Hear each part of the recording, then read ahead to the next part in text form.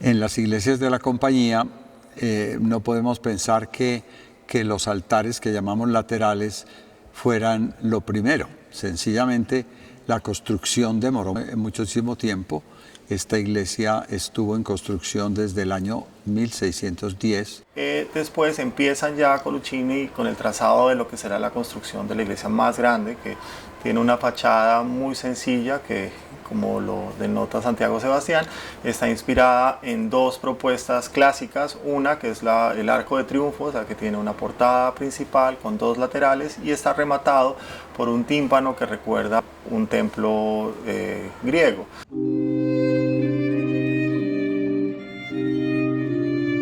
La iglesia de San Ignacio. La pequeña iglesia que poseía el Colegio de Santa Fe era insuficiente para el culto y pronto los religiosos sintieron la necesidad de un templo mayor. El propio presidente del Nuevo Reino, don Juan de Borja, los apoyó con esa obra. En 1609, los superiores de la compañía colocaron a Coluccini al frente del proyecto de la nueva iglesia. No se estableció con precisión la fecha de elaboración del plano, pero se sabe que la construcción del templo se inició el 1 de noviembre de 1610. Con la presencia de Coluccini, se colocó con solemnidad la primera piedra de la iglesia y con la ayuda de otro notable constructor jesuita, el hermano Pedro Pérez, iniciaron los trabajos. Con esa distribución compositiva muy elemental, pues se desarrolla una iglesia con 3 naves, que tiene además un balcón característico ya de las épocas de Vignola con la iglesia del Gesù en Roma, y que remata pues con un altar mayor y una serie de capillas laterales. Y apenas en el año 35, o sea 25 años después, se inauguraron los primeros 4 arcos del cuerpo de la iglesia, de la nave central.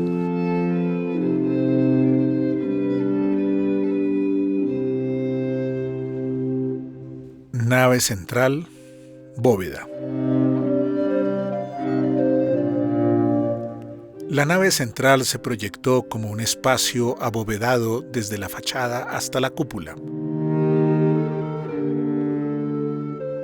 El artesonado de la bóveda y la carpintería estuvieron a cargo del jesuita Diego Lossin, que nació en Friesen, localidad de Mons, Bélgica, en el año 1595. Lossin ingresó a la compañía en 1613 y viajó al Nuevo Reino en 1618. Fue carpintero y arquitecto. Según el historiador y escritor Juan Flores de Ocaris, lo destaca como un gran ensamblador. En los arcos que marcan los tramos de la bóveda se alternan los angelotes con figuras de origen grecorromano. A lo largo se desplazan 2 tribunas longitudinales con balaustradas de madera. La nave central está compuesta por una sucesión de 5 arcos entre el muro de la fachada y el arco toral, con 3 capillas a cada lado, abiertas sobre la nave central, independientes entre ellas. Hoy esas capillas se encuentran comunicadas con sus ventanas tapadas, pero con retablos o altares y ventanas hacia los respectivos patios. Luego, naturalmente, se hicieron las otras partes adelante. Todo eso demoró muchísimo tiempo. En el año 90, o sea, a los 80 años apenas, la iglesia se puede decir que estuvo terminada en su parte más especial. Y luego, después de construida, los muros empiezan a vestirse ¿con qué? Con los retablos que se llamaban. Y lo que es hoy el altar mayor. Altar mayor.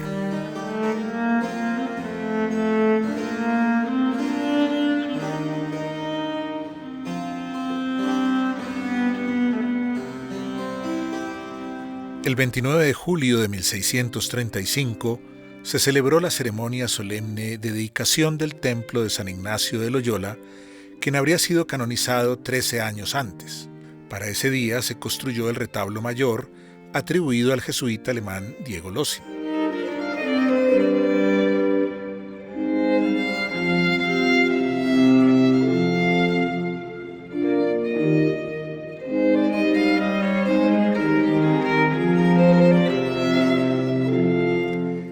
El retablo muestra el proceso de santificación de los miembros de la compañía que desde el siglo XVII se entronizaron en el altar de Santa María la Mayor, aún sin estar canonizados, pero considerados santos.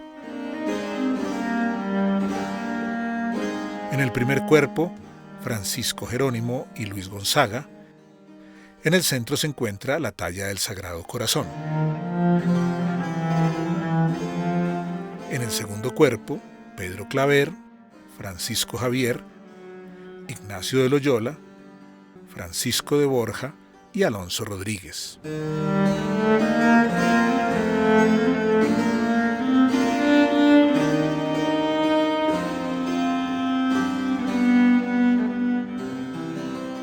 En el tercer cuerpo, Juan Bermans y Stanislao de Kostka, a cada lado de la escultura de la Inmaculada Concepción que se encuentra en el centro.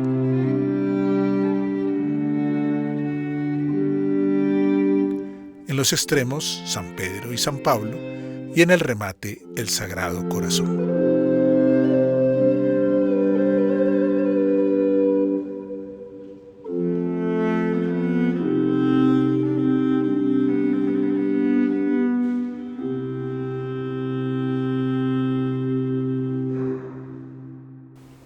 Frente a este altar de la iglesia de San Ignacio, que reúne tres imágenes muy bellas de la Pasión de Cristo, un ex homo en la primera parte, la Virgen Dolorosa en la mitad y arriba un Calvario en pintura muy antigua. Voy a cantar un trozo de la oración de Jeremías profeta que se canta el sábado santo en la mañana. Incipit oratior Jeremiae profete. Altar de Nuestra Señora de los Dolores. En el primer cuerpo del retablo está la devoción principal del altar, una imagen de bulto de Nuestra Señora de los Dolores de procedencia española. En el cuerpo superior, la pintura del Calvario del siglo XVII, atribuida a Gregorio Vázquez de Arce y Ceballos. En un plano inferior, sobre una peana cuadrada, está la representación de Cristo cuando fue llevado ante Poncio Pilatos, el denominado ex homo. Recordare Domine, quid acciderit nobis, intuere et respice opprobrium nostrum. Altar de las Reliquias. Fue construido a finales del siglo XVII para acomodar los relicarios provenientes de Roma. En 1629 ya se menciona un tabernáculo donde estaban resguardadas las reliquias. Según las disposiciones fijadas para veneración en las iglesias, las reliquias debían estar ocultas al público, en muebles diseñados especialmente para ello, y solo podían ser expuestas en las fiestas del santo. Por eso se entienden las puertas de la repisa con distintas pinturas.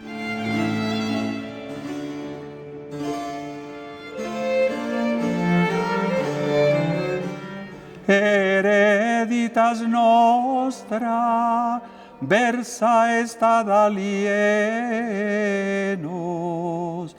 domus nostre ad extraneos. Altar de Santa Ana. Es la segunda capilla del lado oriental, que tuvo tres imágenes diferentes en su nicho central. La primera, Nuestra Señora del Socorro, la segunda, San Luis Gonzaga, y luego, hasta hoy, se conoce como el retablo de Santa Mónica, pero en realidad es de Santa Ana. Durante el siglo XVIII, la capilla fue sede de las congregaciones más relevantes de la Nueva Granada. Fundada por el jesuita Francisco Verais en 1649, su primer congregante fue el arzobispo de la ciudad, Fray Cristóbal de Torres, a quien siguieron los provinciales de las demás órdenes de religiosos y conventos de religiosas. La advocación a la que estaba dedicada era Nuestra Señora del Socorro, una de las más significativas para la Compañía de Jesús. Ligna nostra, prezio comparabimus. Altar de Santa Margarita de Alacoque. La escultura de la religiosa visitandina Margarita de Alacoque apareció en el templo ignaciano durante el siglo XVIII, cuando en 1743 se funda la congregación. Servicibus nostris minabamur, lasis non dabatur requies. Tiene como antecedente la devoción al Sagrado Corazón de Jesús, cuya imagen estaba en la puerta del sagrario del retablo de Nuestra Señora de los Dolores, reemplazado hoy por la imagen del Exeum. Et asiris usaturaremur pane.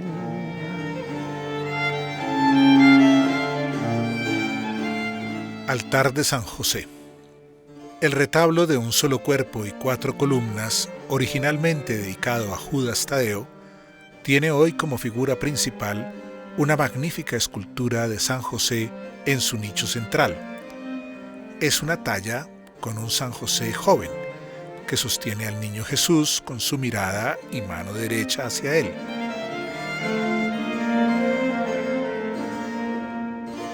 Et virgines incivitatibus Iuda.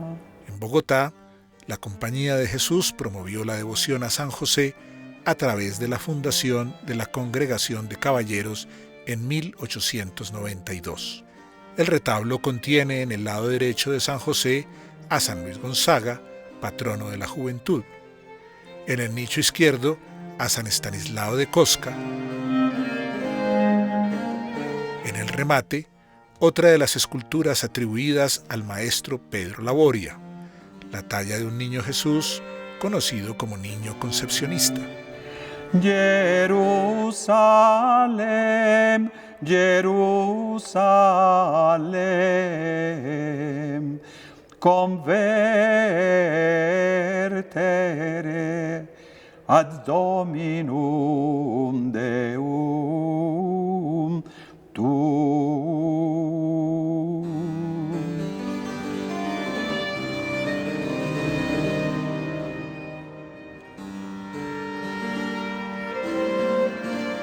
Altar del Señor Caído. En el inventario de las alhajas de la Iglesia, según real orden emitida a raíz de la expulsión de la Compañía de Jesús en 1767, se registró este altar como el de la Epístola del Señor Caído, que fue el tema de la pintura central en el primer cuerpo del retablo. A los lados, el cuadro de San Camilo de Lelis, a la derecha, y el de San Dimas, a la izquierda.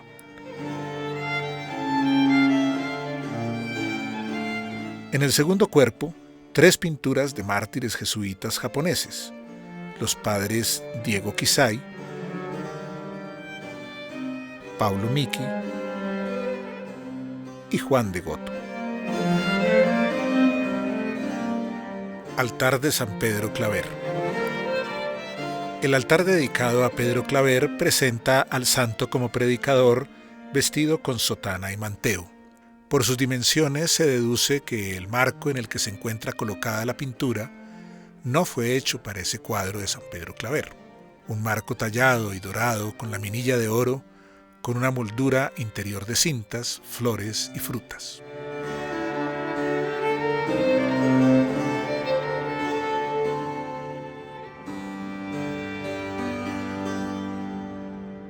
Altar de la Virgen de la Estrada.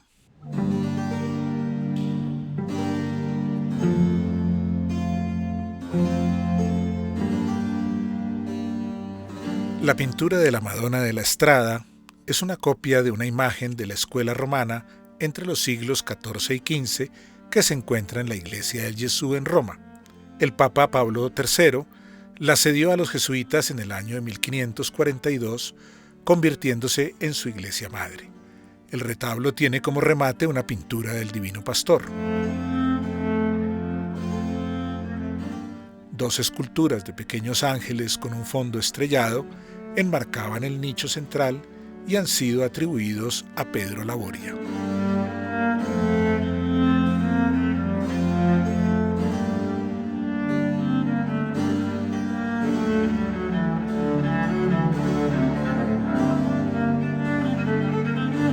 Altar de Nuestra Señora de Loreto. El retablo de 2 cuerpos presentaba como imagen central una de las devociones más relevantes promovidas por los jesuitas, la de Nuestra Señora de Loreto. Vemos a la Virgen con el niño en los brazos, sentada sobre su casa, mientras es transportada por ángeles a Loreto. La congregación que se reunió bajo la advocación loretana tuvo 2 retablos en la capilla. El primero realizado en 1659 y el segundo en 1709, donde la congregación construyó un nuevo retablo que es el que podemos ver actualmente. A los lados de la Virgen están sus padres, Santa Ana y San Joaquín. En un segundo cuerpo, San Juan Evangelista y San José con el niño. Ambos están a los costados de la imagen central de la Anunciación de la Virgen. Las indulgencias y el perdón de los pecados fueron fijadas en los escudos de 2 ángeles de madera dorada, policromada y estofada. El ángel de la izquierda transcribía el texto de la oración y especificaba el título de indulgencia obtenida. El ángel de la derecha anunciaba con letras doradas una oración delante del altar, que para el caso era una oración a la Virgen. En el remate del retablo, desde lo alto, el Padre Eterno y su gesto persuasivo, flanqueado por 2 ángeles y querubines.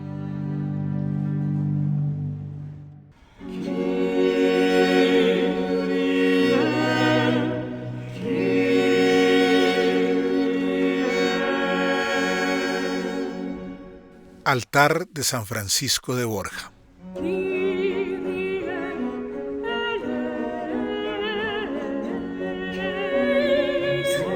El nombramiento de Francisco de Borja como abogado contra los temblores en Nápoles en 1695 fue revalidado en Santa Fe en 1743 debido a los terremotos ocurridos ese año en la ciudad, acordando hacer una procesión en honor al santo. En el año 1772 aparece relacionado en el inventario de la iglesia el altar dedicado a San Francisco de Borja, con un solo cuerpo y 4 columnas salomónicas. En el nicho principal se ubicó su escultura.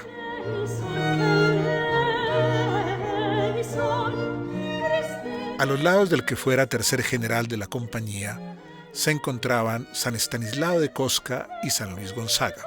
Actualmente, a la izquierda, en lugar de Cosca, está la escultura de San Francisco de Asís y a la derecha San Francisco de Paula. El retablo también se conoce como Altar de los 3 Franciscos.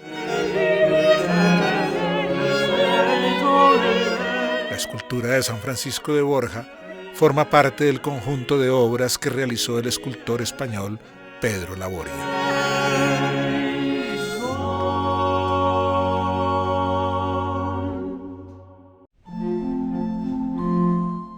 La cúpula.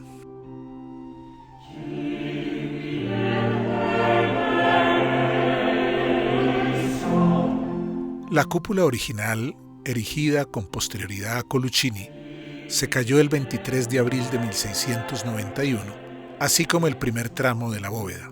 3 años más tarde, en 1694, se alzaba de nuevo a cargo del hermano Juan Bautista Milano. El 18 de junio de 1743, la media naranja de la iglesia de San Ignacio se desplomó. La cúpula se desploma varias veces y la última intervención importante la va a cometer un ingeniero militar que está en Bogotá por esa época, que se llama Bernardo del Anillo. y Bernardo del Anillo, entonces tiene a su cargo esa construcción de esa cúpula, que en su momento también y durante el periodo que se terminó la construcción de la catedral, una vez se terminó la cúpula, la iglesia de San Carlos, como también se conoció a la iglesia de San Ignacio, sirvió como catedral en un tiempo en Bogotá, mientras se terminaba la construcción de la catedral, lo que da cuenta por su proximidad con la Plaza Mayor y por las características volumétricas de esa iglesia, de la importancia que siempre tuvo esa edificación para la ciudad de Bogotá. Púlpito.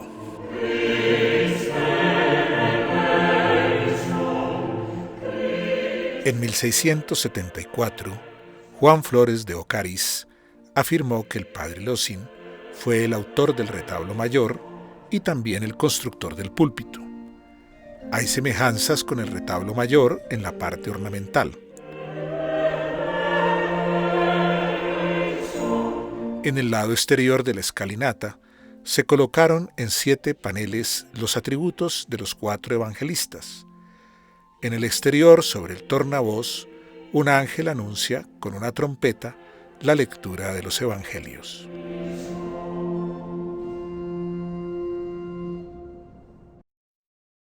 Los muros empiezan a vestirse ¿con qué? Con los retablos que se llamaban. Y uno de ellos, tal vez de los más bellos, tanto en su estructura de arte de madera tallada y con recubrimiento de laminilla de oro y otros tintes, es el de San Francisco Javier. Altar de San Francisco Javier.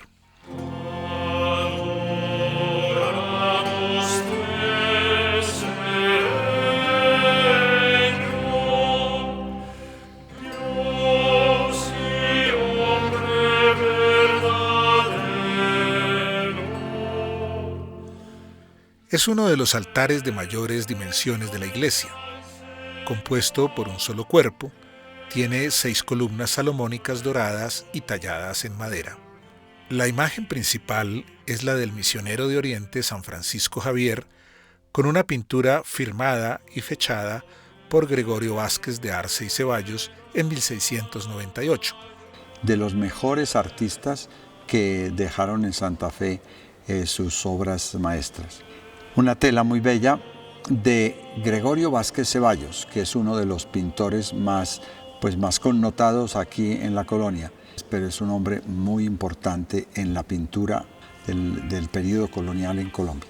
Esa pintura tiene el centro, es Francisco Javier en una pose muy, digamos, oratoria, está con su brazo extendido, reforzando con sus gestualidades una predicación que es muy graciosa porque el auditorio es muy especial. Es un auditorio que no es ni indio, no es de la India, tampoco es un auditorio del Japón, ni del Oriente.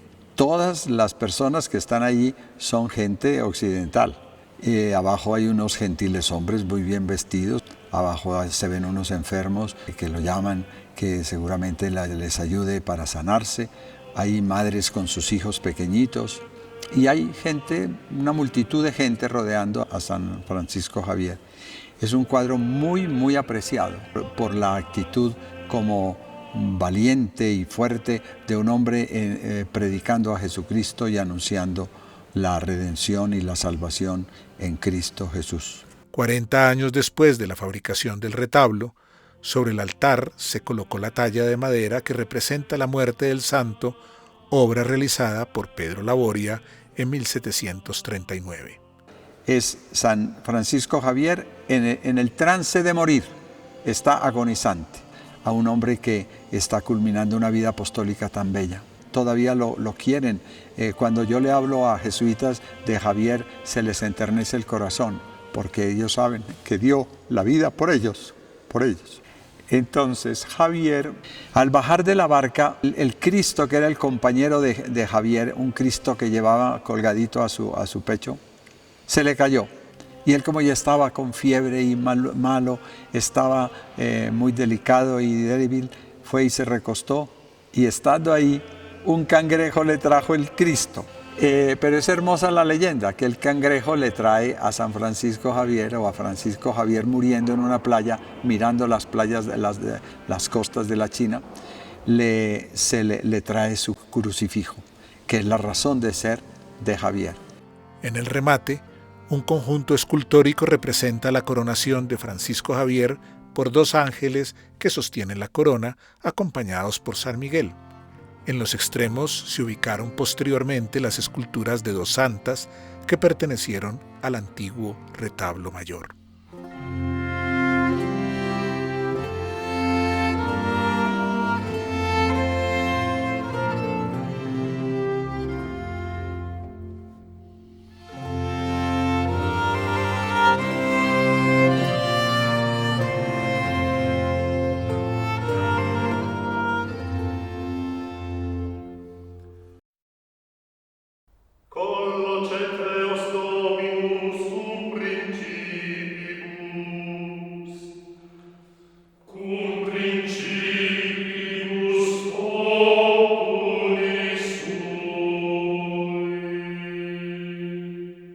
San Ignacio está empezando su vida espiritual, su vida de seguimiento a Cristo, y después de su conversión a Dios, dice: yo quiero ser otra cosa. Va a Monserrate, donde está la Virgen Morena de Monserrate, la que se llama la Moreneta, y va a velar sus armas allá, y de ahí sale para Manresa.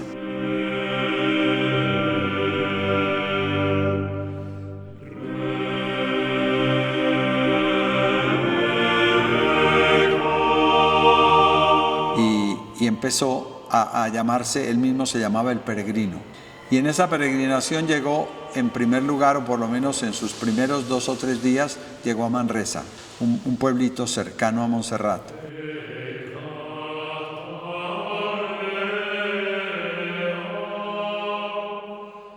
En este retablo, se llama así, está representado un momento de la vida de Ignacio en el hospital de Manresa.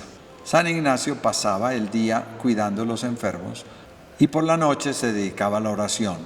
La tradición, y creo que no es sin fundamento, es que en Manresa Ignacio comenzó a examinar qué era lo que a él le pasaba en su interior y empezó a ponerlo por escrito.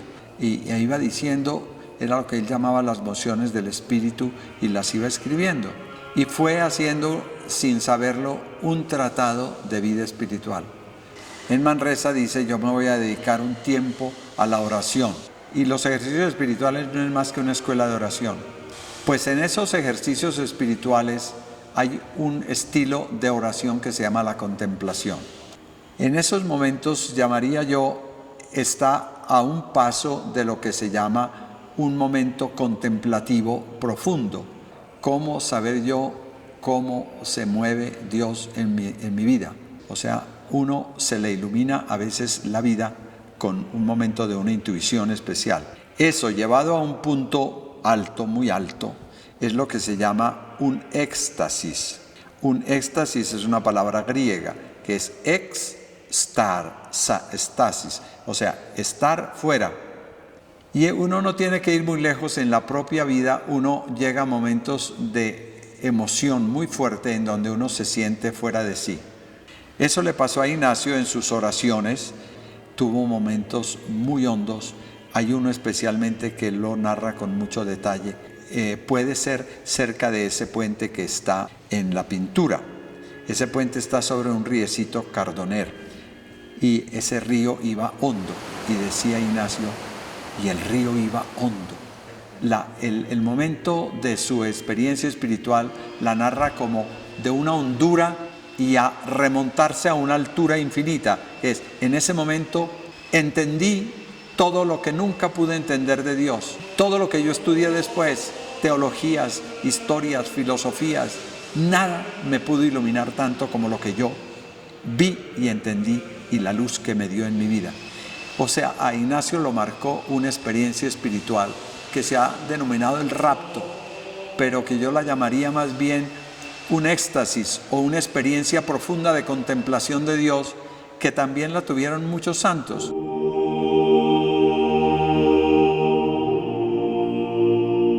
Capilla del Rapto de San Ignacio.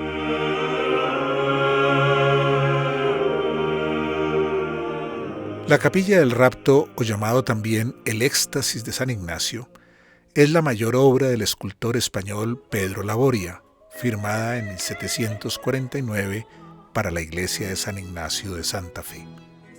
¿Y qué hace un escultor como Pedro Laboria? Pues dice, yo voy a hacer una escena, como si fuera una escena de ópera.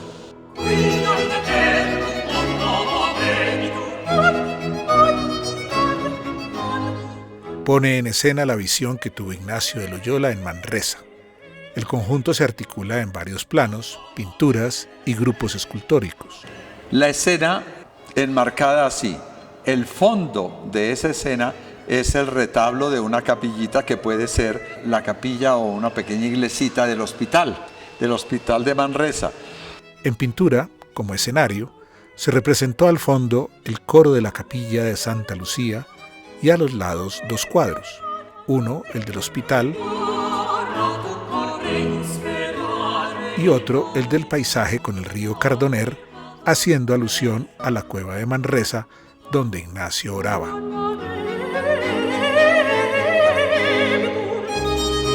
El personaje es San Ignacio, recostado, como sin sentido, un ángel que lo sostiene. La figura central de Ignacio de Loyola yace sostenido por un ángel en el coro de la capilla del Hospital de Santa Lucía.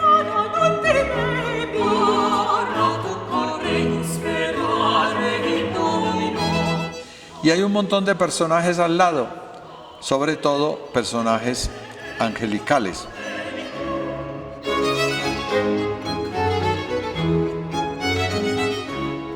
En la parte de arriba el techo se corona con un triángulo. El triángulo ha sido siempre como un emblema de Dios. Y Dios tiene dentro un tetragrama en hebreo, que es Yahvé. Yahvé. Cuando Moisés le preguntó a Dios, y cuando me pregunten quién es el que me envía, yo, ¿qué les digo? ¿Cómo se llama usted? Y les diga que yo soy Yahvé. Yahvé es el ser por excelencia, Yahvé es el que es porque es. Yahvé, yo soy. Díganles que yo soy.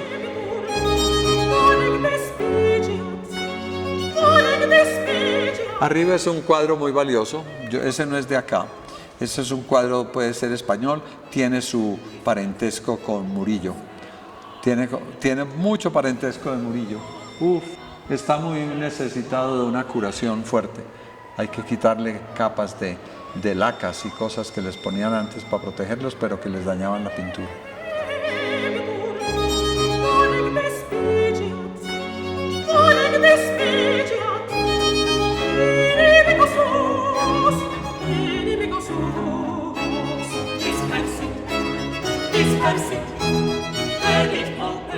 Con sus ojos entrecerrados, la mirada del santo nos conduce a la representación de la visión que culmina en la parte alta con la superposición de dos emblemas, el Societas Jesu y el que sería su lema, Ad Maiorem Dei Gloria.